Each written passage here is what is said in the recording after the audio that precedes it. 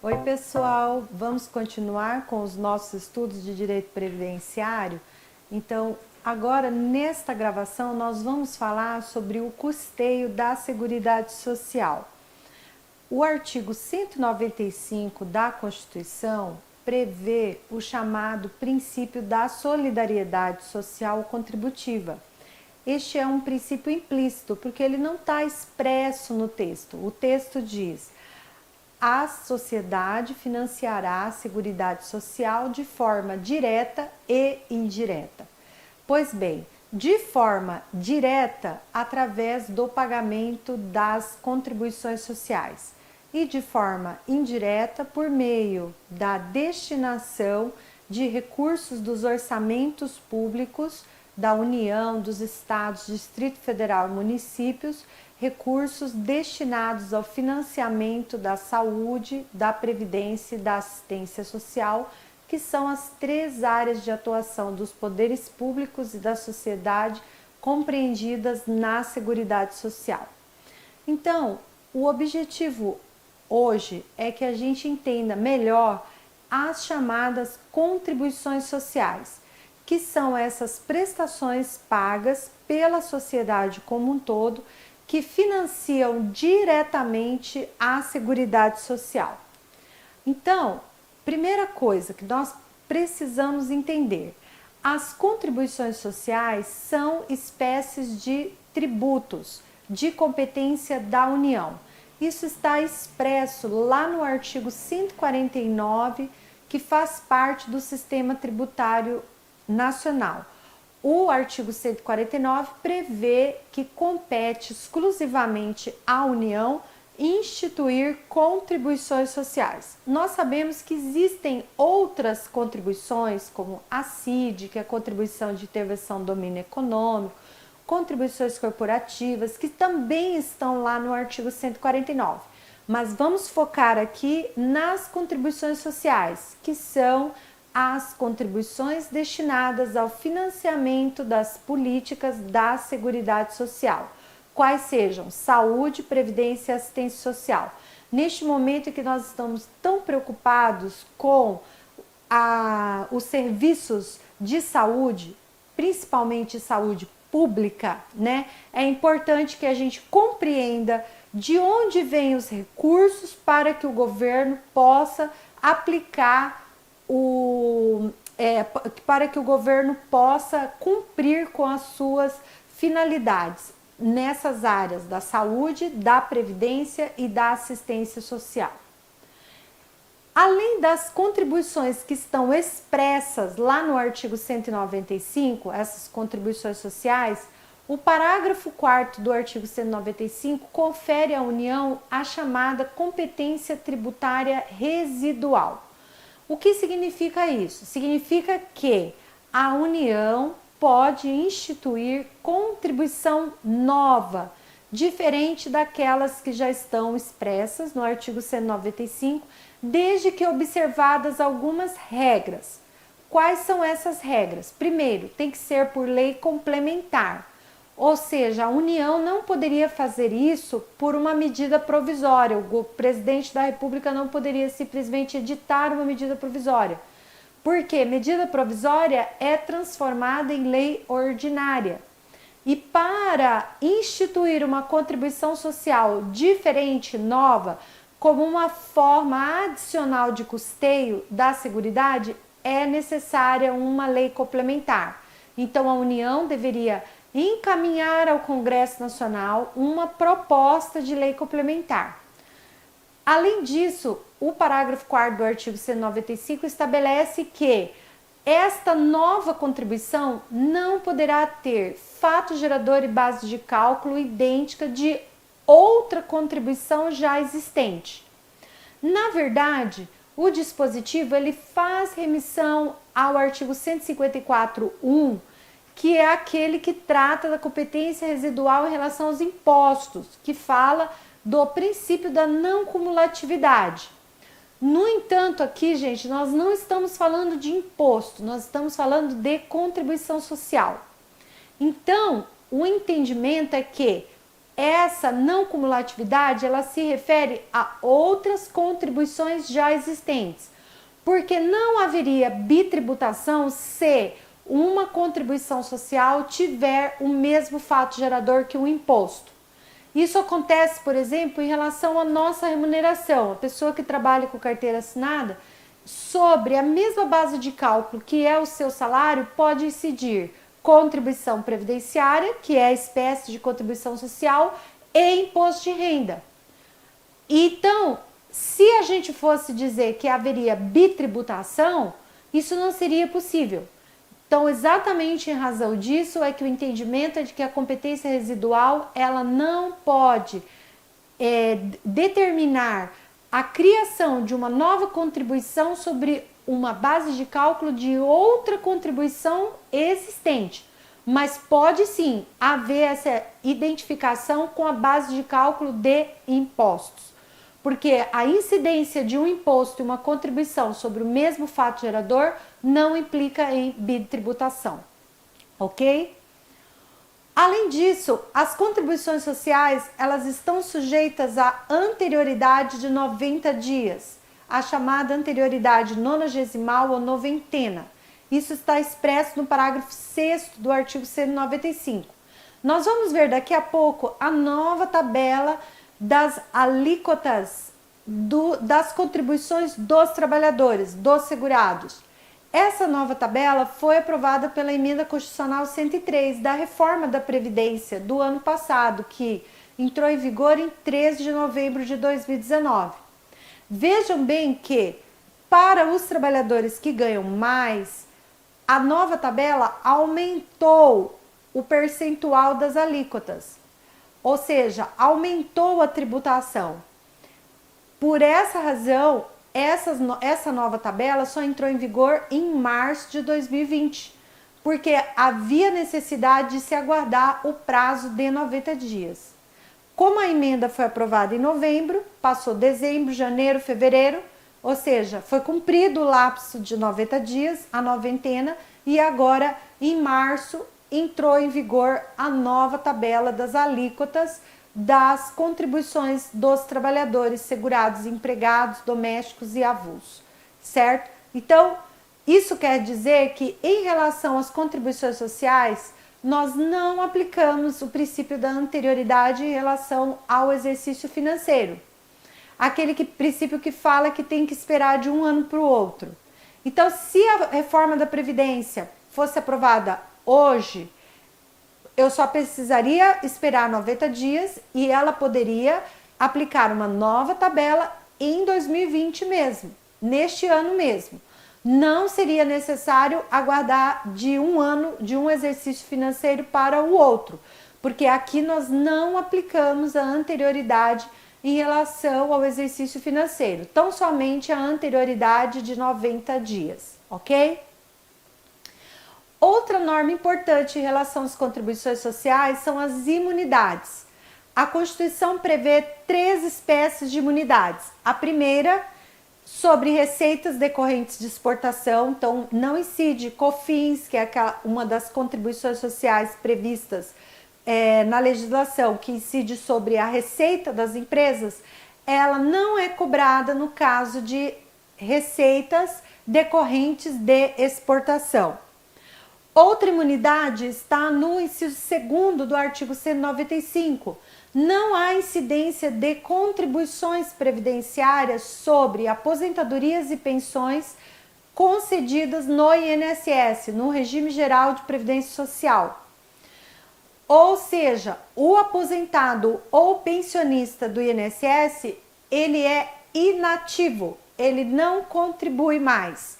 Não há contribuição do inativo no regime geral, ok? Ele só contribui caso ele continue trabalhando e continue recebendo salário. Aí ele contribui como qualquer outro trabalhador sobre o seu salário, mas não há incidência de contribuição sobre aposentadorias e pensões concedidas no regime geral, ou seja, pelo INSS. Outra imunidade está no parágrafo 7º, trata da imunidade das entidades beneficentes de assistência social. Essas entidades, elas detêm um certificado chamado SEBAS. Eu gosto de usar essa expressão porque daí a gente não esquece. SEBAS com C, Certificado de Entidade Beneficente de Assistência Social. Por exemplo, a Paz, hospitais de câncer, todas essas entidades que trabalham nas áreas da saúde, da assistência e que prestam serviços sem finalidade lucrativa, tá? Então, essas entidades, elas têm que cumprir uma série de requisitos previstos na legislação, mas o mais importante aqui para a gente é lembrar que ela tem que ter esse certificado que é concedido pelo Ministério da Previdência, que é o SEBAS. E aí ela fica imune ao pagamento de contribuições sobre a folha de pagamentos, a receita ou faturamento. Um exemplo, um hospital que tem esse certificado, que é um hospital filantrópico, né? Aqui nós não estamos falando, gente, de hospitais públicos, por exemplo, entidades públicas, não. Estou falando de entidades privadas, sem fins lucrativos, as chamadas filantrópicas, e que atuam nessas áreas da Seguridade Social e que por isso são imunes ao pagamento de contribuições sobre faturamento e folha de pagamentos. Então, voltando no meu exemplo, um hospital, ele tem lá muitos empregados, médicos, enfermeiros, profissionais de todas as áreas. Ele tem uma folha de pagamento, porque ele paga salários para esses trabalhadores. Mas ele não paga contribuição patronal, que é aquela contribuição da empresa, do empregador. O que ele vai fazer? Ele só vai descontar a contribuição dos trabalhadores, que é a contribuição dos segurados, e repassá-la para a Previdência. Neste caso, essa entidade beneficente fica imune ao pagamento da contribuição sobre a folha de pagamento. Então, ela só vai recolher a parte dos trabalhadores. Além disso, as contribuições sobre a folha de pagamento, essas que eu acabei de citar, elas são classificadas como contribuições previdenciárias, ou seja, é uma subespécie da contribuição social. É uma contribuição para a Seguridade? Sim. Social? Sim. Mas ela tem uma destinação específica, que é a Previdência. Então, as contribuições que incidem sobre a folha de pagamentos, tanto a parte dos trabalhadores, que está no inciso 2º, quanto a parte das empresas, dos empregadores, que está no inciso 1º do artigo 195, essas contribuições são destinadas exclusivamente ao pagamento de benefícios do regime geral de previdência social, os benefícios pagos pelo INSS. Essa vinculação está prevista na Constituição, tá? Lá no artigo 165, 167, e por isso essas contribuições são classificadas como previdenciária. Outra observação importante em relação às contribuições sociais. Lá no início eu disse, são espécies de tributos, tá? Lembrando que na nossa Constituição existem 5 espécies tributárias, a chamada classificação quinpartite dos tributos: impostos, taxas, contribuições de melhoria, contribuições especiais e empréstimos compulsórios. As que nós estamos estudando aqui estão aqui, dentro das contribuições em geral, estão as contribuições sociais. E a essas contribuições nós aplicamos os prazos de decadência e prescrição previstos do Código Tributário Nacional, no CTN. 5 anos para a União fazer o lançamento tributário, constituir o crédito por meio do lançamento, e 5 anos para promover a cobrança. Então, se a Receita Federal for fazer uma fiscalização numa empresa, porque essa empresa, por exemplo, não está cumprindo com o pagamento das contribuições previdenciárias, ela não está declarando e recolhendo regularmente as contribuições sobre faturamento, folha, a Receita só vai poder fazer o lançamento, constituir o crédito, apurar o valor que a empresa está devendo, referente aos últimos 5 anos. Esse é o prazo decadencial. E depois que ela já tiver calculado esse valor, e a empresa for notificada para apresentar defesa, recurso e todas essas medidas do processo administrativo forem concluídas e o crédito estiver definitivamente constituído, começa a correr o prazo para a cobrança, que é o prazo prescricional. Então, é 5 anos para lançar e 5 anos para cobrar. Esses prazos estão nos artigos 173 e 174 do CTN. Existe uma súmula vinculante, a súmula número 8 do STF, que determinou que prazos de decadência e prescrição em matéria previdenciária em relação às contribuições sociais devem ser estabelecidos em lei complementar. O CTN, se você já estudou um pouquinho de tributário, você deve se lembrar que o Código Tributário Nacional foi aprovado lá na década de 60 como uma lei ordinária, mas ele continua em vigor e foi recepcionado pela atual Constituição de 88 com eficácia de lei complementar. Então, nós não temos uma lei complementar nova, pós-Constituição de 88. Então, nós continuamos aplicando as normas gerais do CTN. E qualquer alteração que venha a ser feita no CTN deve ser feita por lei complementar. E nós também devemos lembrar que existe uma diferença entre competência tributária e capacidade tributária ativa. A União detém a competência para instituir essas contribuições sociais, conforme o artigo 149, que eu citei, da Constituição, e ela também detém a capacidade tributária ativa para promover a fiscalização, a arrecadação, a cobrança dessas contribuições. Isso está expresso no artigo 33 da Lei 8.212, que é a lei de custeio da Seguridade Social, tá? A Receita Federal do Brasil, que é o órgão responsável, vinculado ao Ministério da Economia e responsável por essas atribuições, foi criada pela Lei 11.457 de 2007. Então, desde 2007, todas as atribuições relacionadas com a matéria tributária, de cobrança, arrecadação, essas atribuições foram retiradas do INSS e tudo ficou concentrado na própria União por meio desse órgão federal que é a Receita Federal do Brasil. Eu falei que houve mudanças em relação à contribuição dos trabalhadores, dos segurados. Vejam aí no quadro que até o ano passado, antes da reforma da Previdência, os trabalhadores, eles contribuíam com uma alíquota que variava de 8% a 11% de acordo com a sua faixa salarial. Então, por exemplo, vou dar um exemplo bem simples para a gente entender. Trabalhador que ganhava R$2.000 até o ano passado, ele estava nessa faixa intermediária, alíquota de 9%. Então, quanto que ele contribuía para a Previdência? R$180. 9% sobre R$2.000.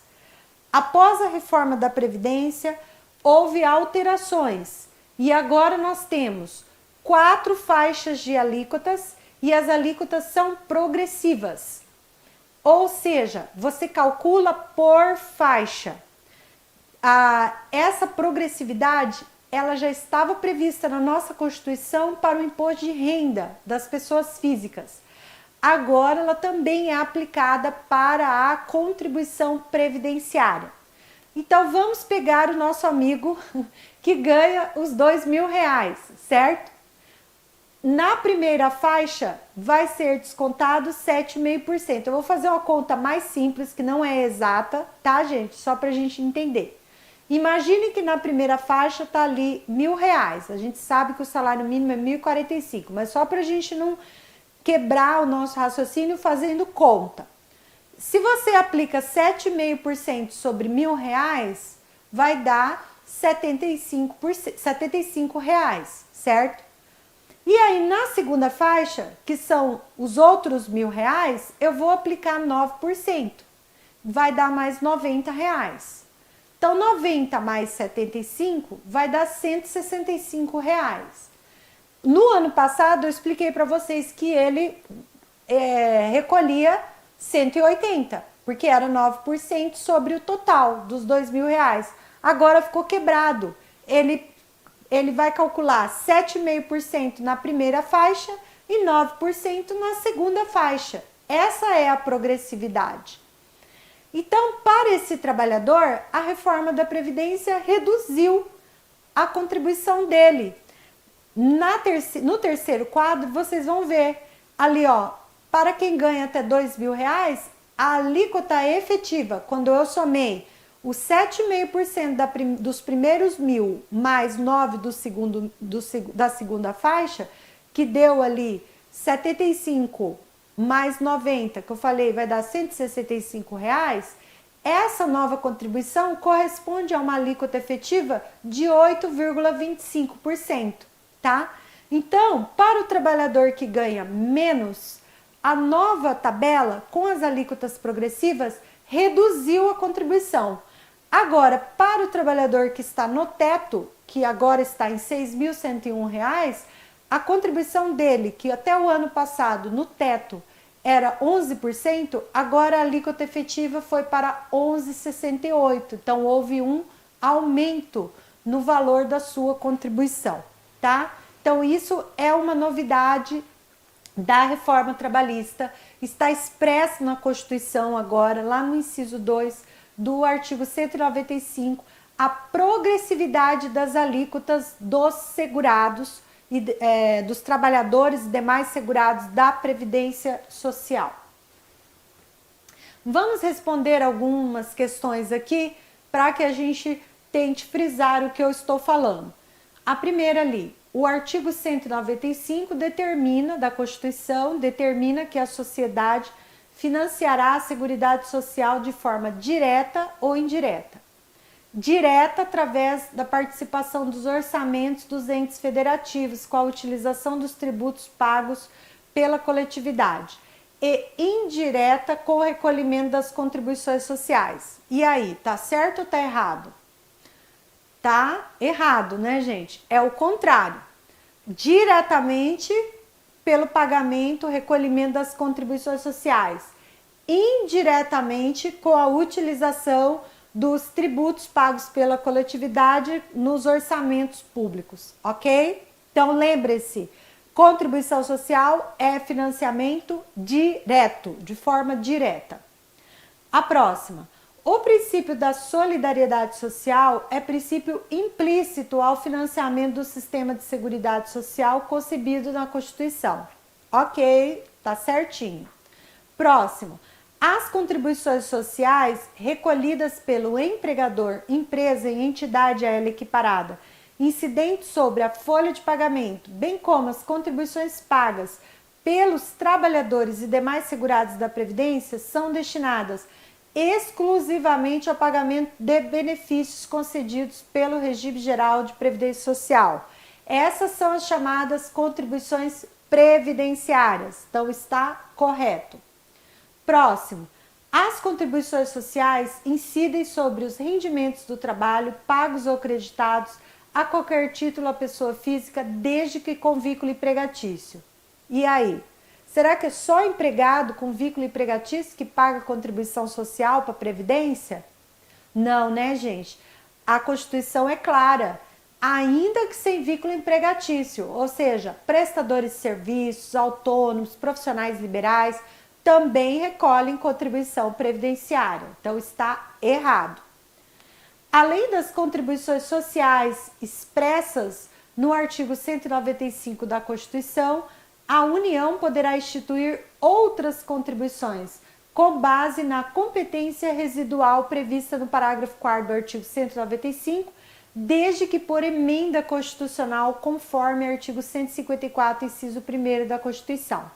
Eu falei aqui a emenda constitucional? Não, né? Eu falei lei complementar, tá? Então está errado. As contribuições sociais estão incluídas no Sistema Tributário Nacional, ok? Logo, são aplicadas a elas as disposições do CTN em matéria geral de legislação tributária, quando não houver disciplina específica na legislação previdenciária. é o caso dos prazos de decadência e prescrição tributária que eu mencionei aqui, né? Que estão lá no CTN. É isso mesmo, tá certinho.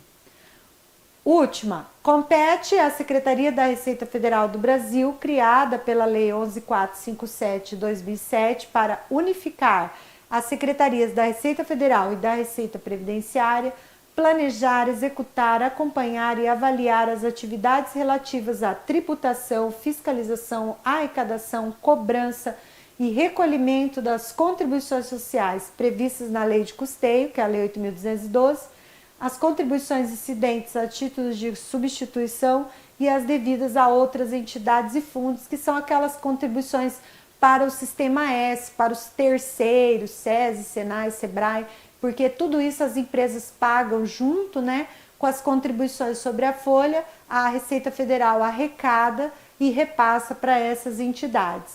Tá certinho, tá, gente? Também está correto. Então, vou parar por aqui. Essa é a nossa aula a respeito das contribuições sociais. Vamos pegar a lei e aprofundar os nossos estudos. Obrigada pela sua atenção.